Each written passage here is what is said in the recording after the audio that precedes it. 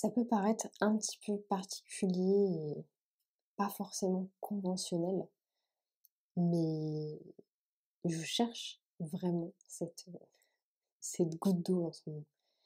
Je la cherche, je l'ai trouvée, hein, sur plein de sujets et j'aurais jamais cru dire ça, mais chercher cette fameuse goutte d'eau qui fait déborder le vase, ça peut clairement vous changer la vie.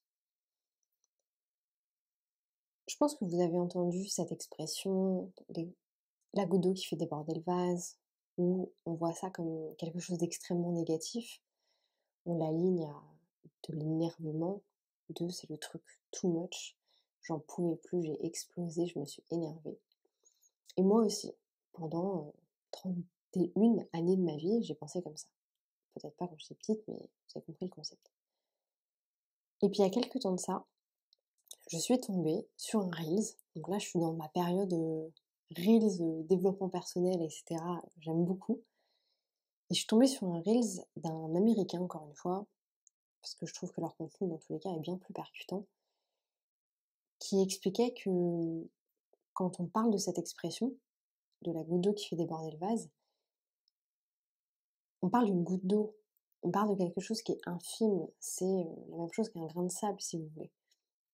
Et je sais pas combien il y a de grains de sable sur une plage, mais ça se compte en millions, voire en milliards, à mon avis.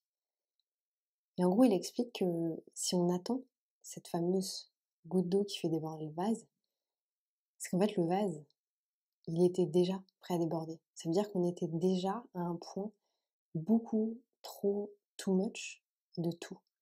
Et qu'en fait, la goutte d'eau, elle était un petit peu salvatrice parce qu'elle allait permettre de se rendre compte que le vase était déjà trop rempli, qu'il était à ça de casser, à ça de déborder, et que finalement, cette goutte d'eau, elle était hyper importante. C'est un peu awkward pour moi de faire un podcast par une goutte d'eau, mais vous avez compris. Je me suis rendu compte que il y avait beaucoup de vases dans ma vie qui étaient prêts à déborder, qui étaient too much sur plein de sujets. Et je m'en suis rendu compte parce que il y a quelques semaines de ça, j'ai fait une crise de panique. Il faut savoir que ça ne m'était jamais arrivé. Donc j'ai déjà fait des crises d'angoisse, des crises de stress, etc. Mais là, une vraie crise de panique. J'arrivais plus à respirer, enfin j'étais par terre vraiment dans mon appartement et tout. J'étais à Bangkok à l'époque. Et tout s'est passé un lundi matin à 9 heures quand j'ai regardé ma to-do list. Vraiment. Et c'est là où je me suis dit, en fait, je me suis du coup rien dit parce que, en fait, mon cerveau a complètement vrillé. Vraiment, je savais plus comment je m'appelais, j'arrivais plus à me concentrer, j'étais en train de taper des trucs sur mon ordi, vraiment, les larmes, enfin, j'étais en train de pleurer, mais de pleurer. Enfin, j'avais littéralement des gouttes qui tombaient sur mes avant-bras pendant que j'étais en train d'écrire. Enfin, vraiment aucun sens. J'ai du coup fait cette crise de panique et c'est là que je me suis rendu compte que meuf, tu un problème parce qu'un lundi matin, t'as une vie de rêve, tu te mets à chialer et à paniquer comme ça, il y a un souci. Et du coup, j'ai un peu regardé les vases de ma vie. J'ai essayé d'évaluer, vous savez que j'aime beaucoup mettre les choses dans des cases, dans des pôles, dans des blocs, etc. Et du coup, au lieu de faire les pôles de ma vie, j'ai fait les vases de ma vie. Donc j'ai observé toute cette partie-là. La partie professionnelle, mais qui était en soi mon développement à moi, le développement de la boîte, le développement des clients, le développement de l'équipe, ce que fait l'équipe aussi au quotidien. Ensuite, il y avait ma partie perso, la partie relation avec ma famille, relation avec mes amis, relation avec mon conjoint, relation avec moi-même, relation avec des gens qui sont proches de moi. Et après, j'ai créé une troisième vase, en gros. Enfin, quoique non, là, on est déjà à 15 vases, je pense.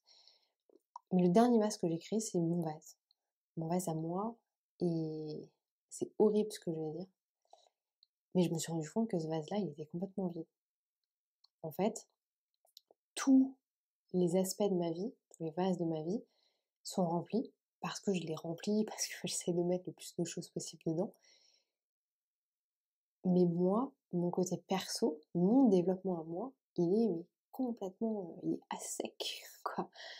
Et ça a été hyper dur. Ça a été hyper dur parce que si vous me connaissez, si vous êtes là depuis longtemps, vous savez que j'ai désespérément l'année dernière parlé de chercher une passion. Je l'ai pas fait, j'ai pas cherché de passion, j'en ai parlé par contre, hein, ça, j'ai bien fait chier tout le monde avec le fait que j'avais envie d'avoir une passion, mais j'ai jamais réussi à passer au-delà de ça.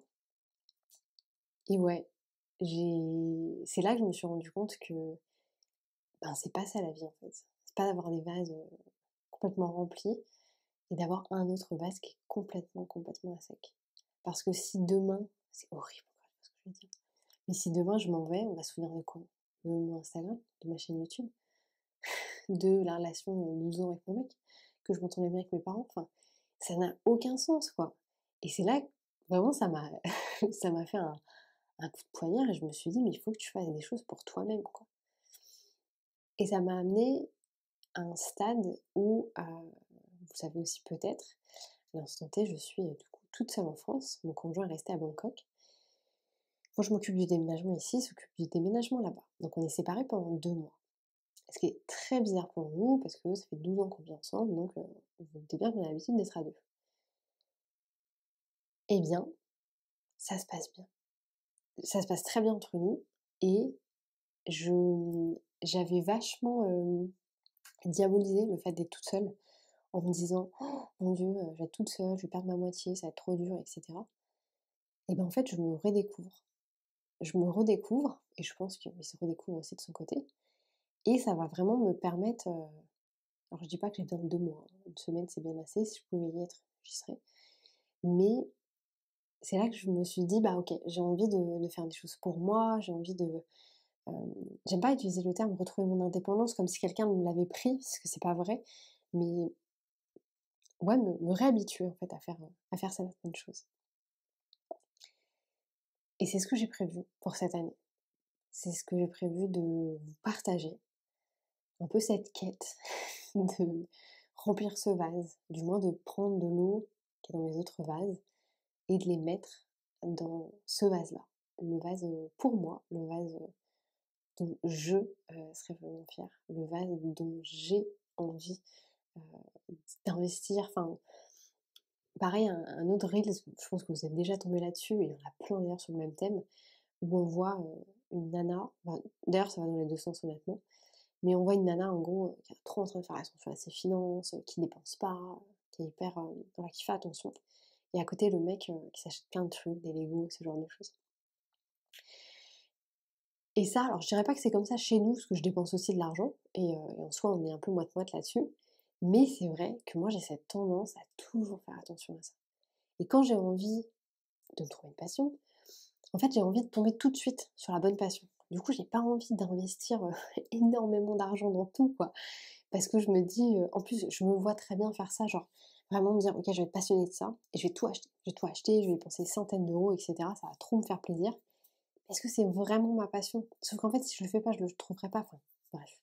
Et tout vous voyez comme on est en boucle quand même sur ce sujet? Oh mon Dieu! Franchement les gars, on va faire une soirée, une party, un party, le jour où je trouve une passion et que c'est validé et tout, je me ferai des t-shirts, je vais me faire tatouer, si c'est la lecture, enfin la lecture j'espère pas, mais bah si quoi, on s'en fout.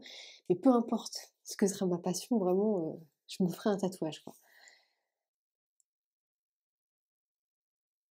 C'est un podcast un peu schépère aujourd'hui, mais je pense que vous avez l'habitude avec moi, hein, on est dans le mode schépère, on est un peu tranquille. Mais j'avais vraiment envie de vous partager ça, parce que je pense qu'on est beaucoup, en ce début d'année, à avoir justement cette sensation d'être perdu, d'avoir, de se sentir presque étouffé et ouais, en fait, d'avoir nos vases qui sont trop remplis, d'autres qui sont trop remplis et d'autres qui sont à moitié vides. Donc je vous amène, comme d'hab, hein, petite réflexion, vous me connaissez, à vous poser la question. On reprend les vases que je m'étais dit, le vase pro, le vase perso et le vase vous-même. Dans le pro, vous en avez plus, dans le perso, vous en avez plus aussi si vous voulez, mais quels vases sont au bord de l'implosion, l'implosion, peut-être en anglais, l'explosion, l'implosion. Quels vases sont au bord de l'implosion? Quels vases sont complètement à sec? Et qu'est-ce que vous allez faire pour changer ça cette année? C'est quoi votre plan? Comment est-ce que vous allez faire? Moi, mon plan, c'est déjà de me rendre compte et ça m'a fait beaucoup de bien de me rendre compte de tout ça, hein, que je débordais de trucs sur des sujets et j'avais d'autres parties de ma vie qui étaient, complètement vides. Donc de me rendre compte, c'est la première étape. Donc rendez-vous compte si vous êtes à ce stade-là aussi. Et ensuite, je pense que, moi j'ai besoin de temps. J'ai pas besoin d'argent parce que, voilà, je vais pas non plus me mettre à faire de la Formule 1 quoi, donc je veux dire avec, même avec 1 000 €, je pense que j'arriverai très bien à assouvir ma passion. Mais j'ai besoin de temps. J'ai besoin de temps pour, avoir de la réflexion, pour essayer, prendre des cours si j'ai besoin de prendre des cours. Je vous dis ça parce que j'ai un piano devant moi. D'ailleurs, voilà, petite anecdote, chez moi on fait du piano. Ma sœur a fait du piano, on a un très beau piano chez moi, donc mon père fait du piano aussi. Pas à un niveau, professionnel, mais ils savent jouer du piano. Et du coup, j'ai toujours ce truc-là dans la tête: «Ah le piano, le piano, le piano». Et en fait, moi, on m'a jamais, forcée à faire ça, tout simplement parce que je suis arrivée un peu plus tard que mes frères et sœurs, et peut-être que mes parents n'avaient pas que ça à «foutre» entre guillemets, et du coup, je suis passée un peu à la trappe sur ces trucs-là. Et bien, dites-vous qu'on est, avec Léo à notre, je sais plus combien de déménagements on a fait, bref, mais on est surtout à notre 3e piano acheté. Aucun de nous 2 ne sait jouer du piano, hein, et on est sur des pianos à 500 boules. Je ne sais pas. Écoutez, je ne sais pas.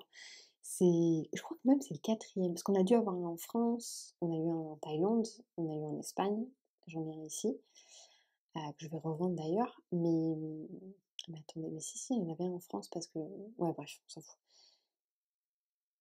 L'achat de piano chez moi est compulsif apparemment, mais alors je sais jouer un petit peu, hein, bien entendu, mais je sais pas jouer, quoi.